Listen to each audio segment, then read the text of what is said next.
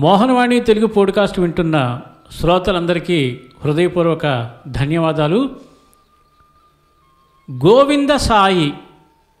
గోవింద అంటే వెంకటేశ్వర స్వామిని పిలుస్తాము. సాయి అంటే ఆ షిరిడి సాయినాథుని పిలుస్తాము. మరి ఈ గోవింద సాయి ఎవరు?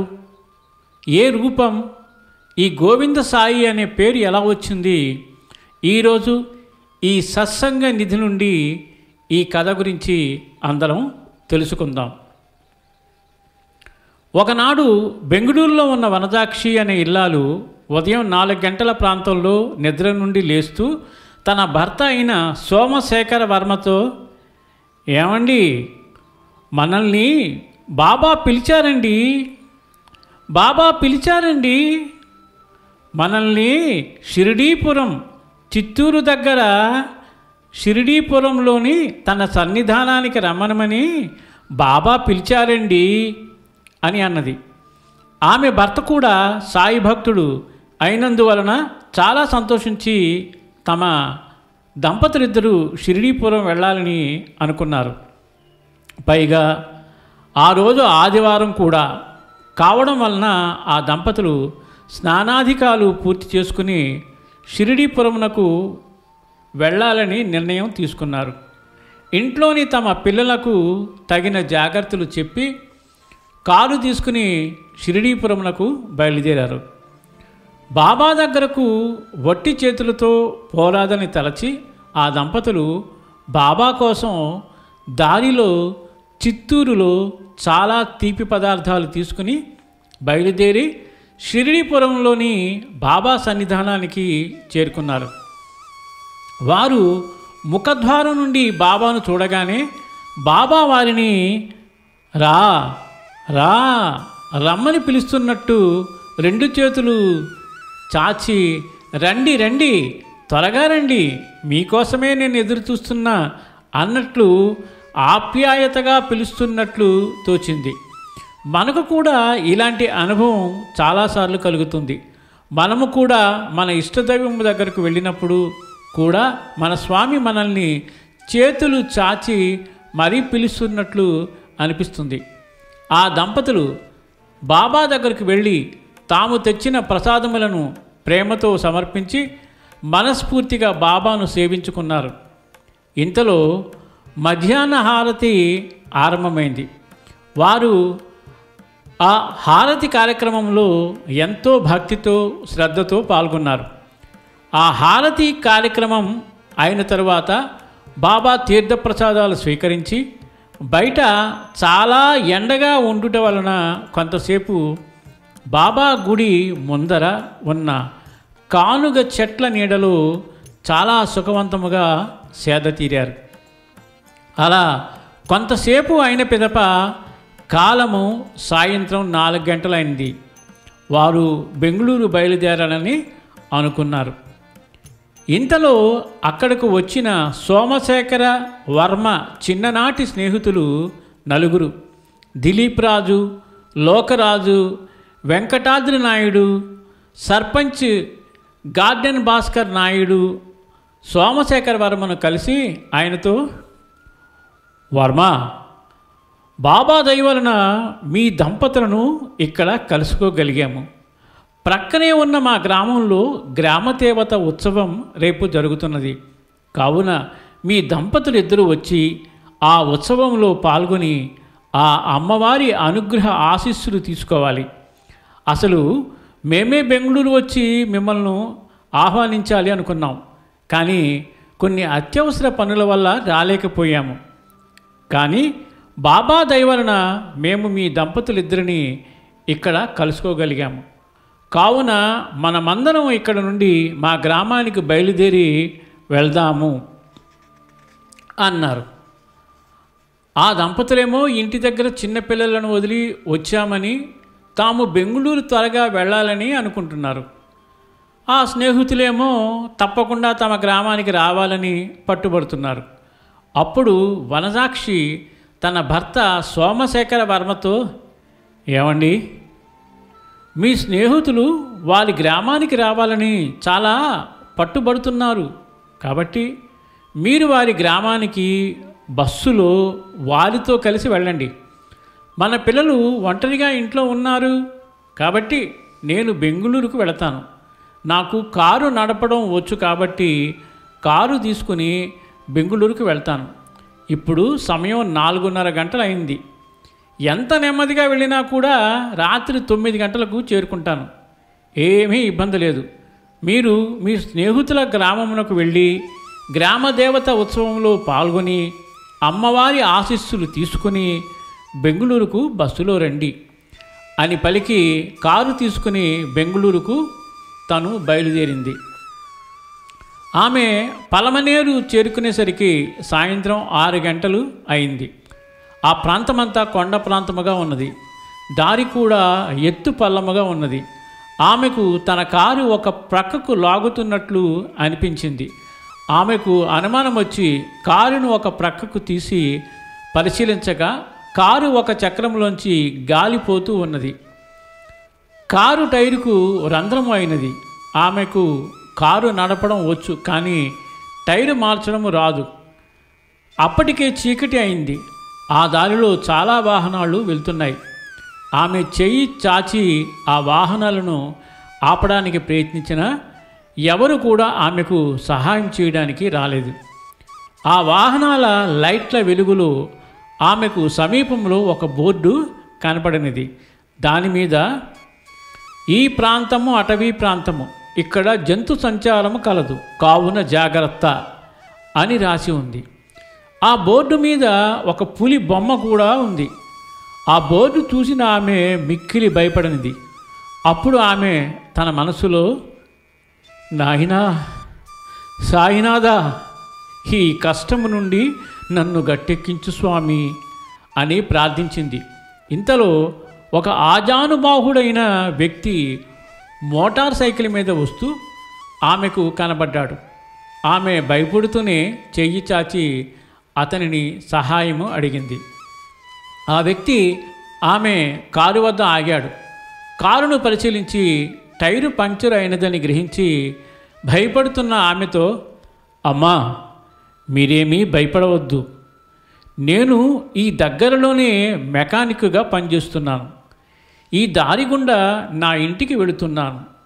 నేను మీకు సహాయం చేయడానికి ఆగాను అని పలికాడు. అతను వెంటనే టైరు మార్చడానికి చేయవలసిన పనిని పూర్తి చేసి కారు టైరు మార్చాడు. ఈ టైరు మార్చే పనిలో అతని చేయు గరుకుగా ఉన్న ఆ దారికి రాసుకోవడం వలన చేతికి గాయమై రక్తము కూడా వచ్చినది. టైరు మార్చిన తర్వాత అతను ఆమెతో, అమ్మా టైరు మార్చాను, మీరిక నిశ్చింతగా వెళ్ళవచ్చు అని పలికాడు. అప్పుడు ఆమె అతనికి డబ్బు ఇవ్వబోతే అతను వద్దని వారిస్తూ ఆమెతో, అమ్మా నాకు డబ్బు వద్దు, ఎవరికైతే డబ్బు నిజంగా అవసరం ఉంటుందో వారికి నా పేరు మీద ఇవ్వండి అని పలికాడు. ఆమె అతని పేరు అడిగితే తన పేరు సురేష్ బాబు అని చెప్పి అతను వెళ్ళిపోయాడు. ఆమె కూడా కారులో బెంగుళూరుకు తన ప్రయాణం సాగించినది. 5-6 కిలోమీటర్లు వెళ్ళిన తర్వాత ఆమెకు బాగా దాహము, ఆకలి అయినాయి. ఇంతలో ఆమెకు ఒక హోటల్ కనబడింది. ఆమె కారు ఆపి హోటల్ లోపలికి వెళ్ళింది. అది ఒక చిన్న హోటల్. ఆ హోటల్లో 9 మాసాల గర్భిణి సర్వర్గా పనిచేస్తున్నది. ఆ హోటల్లో ఆమె ఒక్కతే అన్ని పనులు నెమ్మదిగా నడుస్తూ చేస్తున్నది. ఆ గర్భిణిని చూసిన వనజాక్షి తన మనసులో, ఈమె 9 మాసాల గర్భిణి అయినా కూడా ఇంకా ఇక్కడ పనిచేస్తున్నది అంటే ఈమెకు డబ్బు చాలా అవసరమై ఉంటుంది. కాబట్టి ఈమెకు నేను ఏదైనా ధన సహాయం చెయ్యాలి అని అనుకున్నది. తర్వాత ఆ గర్భిణితో మాట్లాడుతూ ఆమె పేరు అన్నపూర్ణ అని తెలుసుకున్నది. తన పేరు వనజాక్షి అని కూడా ఆమెతో చెప్పింది. అన్నపూర్ణ వనజాక్షికి కావలసిన పదార్థాలను తెచ్చిపెట్టిన తర్వాత వనజాక్షి తన బిల్లుకు సంబంధించిన డబ్బును అన్నపూర్ణకు ఇచ్చింది. ఆ డబ్బును హోటల్ యజమానికి ఇచ్చి మిగిలిన చిల్లర తేవడానికి హోటల్ యజమాని కూర్చునే చోటికి అన్నపూర్ణ వెళ్ళింది. ఇంతలో వనజాక్షి ఒక కాగితంలో ఏదో వ్రాసి ఆ కాగితంలో పెద్ద మొత్తంలో డబ్బు పెట్టి ఆ కాగితమును డబ్బుతో సహా ఆ బల్లపై పెట్టి ఎగిరిపోకుండా దాని మీద నీళ్ళ గ్లాసు పెట్టి తనకు రావలసిన బిల్లు తాలూకా చిల్లర కోసము కూడా చూడకుండా ఆ హోటల్ నుండి బయటకు వచ్చి తన కారులో బెంగుళూరుకు ప్రయాణం సాగించింది. చిల్లరతో తిరిగొచ్చిన అన్నపూర్ణకు వనజాక్షి అక్కడ కనిపించలేదు. బల్ల మీద కాగితం, ఆ కాగితంలో ఏదో ఉన్నట్లు గమనించింది. అన్నపూర్ణ ఆ కాగితాన్ని మడత తీసి చూస్తే దానిలో చాలా మొత్తం డబ్బు ఉన్నది. ఆ కాగితములు కూడా ఏదో వ్రాసి ఉన్నది. అన్నపూర్ణ ఆ కాగితమును పైనుండి క్రిందకు చూస్తుండగా ఆ కాగితం క్రిందలో పెద్ద పెద్ద అక్షరాలతో, అమ్మా అన్నపూర్ణ, ఈ డబ్బును నీ అవసరాలకు ఉపయోగించుకో అని ఆ అక్షరాల క్రింద గీత గీసి మరీ రాసి ఉంది. అప్పుడు అన్నపూర్ణకు కళ్ళ వెంట నీళ్లు వచ్చి ఆ డబ్బు తన అవసరాల కోసం ఇచ్చారని అనుకుని ఆ డబ్బును తీసుకుని ఆ రోజు పని ముగించుకొని తన ఇంటికి వచ్చింది. అన్నపూర్ణ ఇంటికి వచ్చేసరికి ఆమె భర్త వచ్చి బయట నులగ మంచంపై పడుకొని ఉన్నాడు. హోటల్లో ఎవరో డబ్బు ఇచ్చిన సంగతిని చెబుదామని తన భర్త దగ్గరకు వచ్చింది. తన భర్త దగ్గరకు వచ్చి భర్త చేతికి అయిన రక్తపు మరకలను చూసింది. తన భర్తను ఆ రక్తపు మరకల గురించి అడగగా తాను ఎవరో ఆడమనిషి యొక్క కారు టైరు మార్చిన విషయము, టైరు మార్చేటప్పుడు దారికి తన చెయ్యి గీసుకొనడం వలన రక్తము వచ్చిన సంగతి చెప్పాడు. ఇద్దరూ సమాధానపరుచుకుని కాళ్ళు చేతులు కడుక్కొని భోజనము చేయుట కొరకు కూర్చున్నారు. ఇద్దరూ కూర్చుని భోజనం చేస్తూ ఉండగా ఆమె తన భర్తతో, అయ్యా, ఈరోజు ఉదయమే మనము ప్రసవ సమయము దగ్గరకు వచ్చేస్తుందని అనుకున్నాము. ఈ ప్రసవమునకు డబ్బులు ఎలా దొరుకుతాయా అనుకుని మనం మన కులదైవమైన శ్రీ వెంకటేశ్వర స్వామిని పలు విధములుగా ప్రార్థన చేసుకున్నాము. వెంకటేశ్వర స్వామి మన మీద ఈరోజే కరుణ చూపించేశాడు.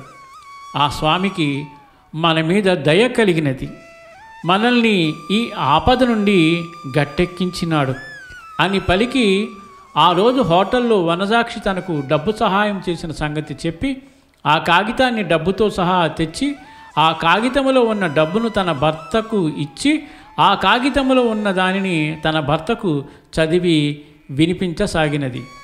ఆ కాగితములో ఈ విధముగా వ్రాసి ఉంది.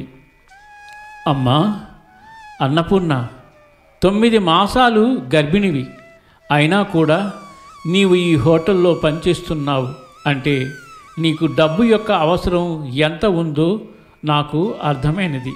కావున ఈ డబ్బును నీకు ఇస్తున్నాను. ఈ డబ్బును నీ ప్రసవానికి, ప్రసవానంతరము నీ బిడ్డ యొక్క ఆలన పాలన పోషణకు వినియోగించుకో.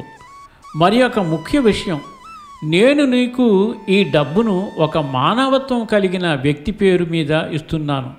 ఆ వ్యక్తి పేరు సురేష్ బాబు. ఈ డబ్బును నీ అవసరాలకు ఉపయోగించుకో. మీకు ఆ షిరిడీ సాయినాథుని కృపా కటాక్షాలు సిద్ధించుగాక.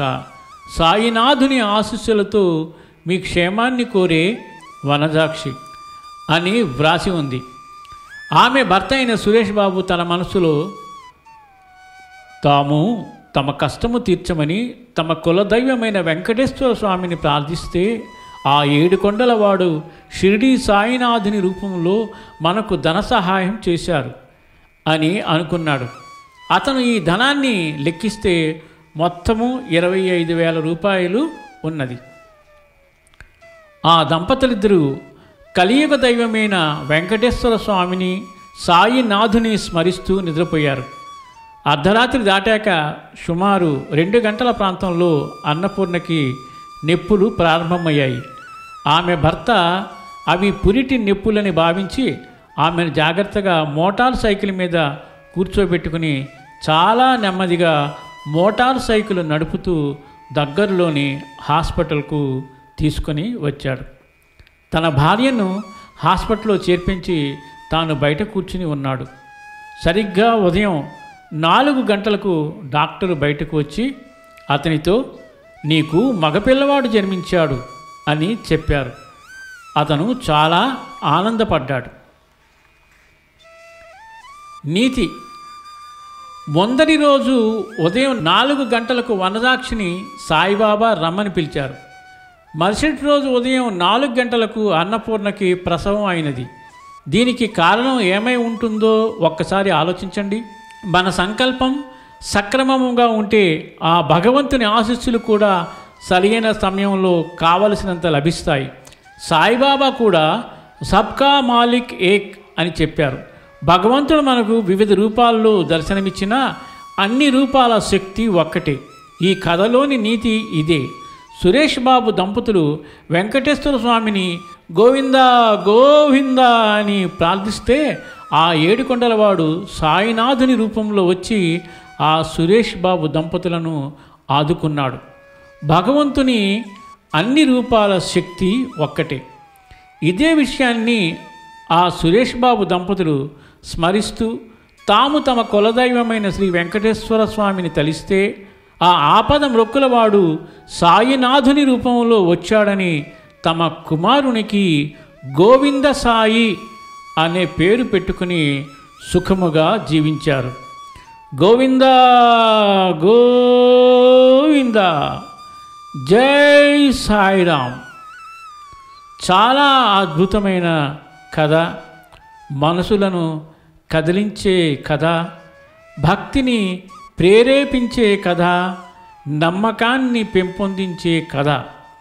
చాలా అద్భుతంగా రచించి మనకు అందించిన రచయిత శ్రీ యలవర్తి శేఖరరాజు గారికి మోహనవాణి మరియు మోహనవాణి శ్రోతల తరపున హృదయపూర్వక ధన్యవాదాలు తెలియజేసుకుంటూ మళ్ళీ మరొక అద్భుతమైన సత్సంగ నిధిలోని కథతో మీ ముందుకు వస్తాను. సర్వే జనా సుఖినో భవంతు, లోకా సమస్త సుఖినో భవంతు. ధన్యవాదాలు. మోహనవాణి తెలుగు పోడ్కాస్ట్ ఛానల్ని లైక్, షేర్, సబ్స్క్రైబ్ చేయండి. ప్రక్కనున్న గంటను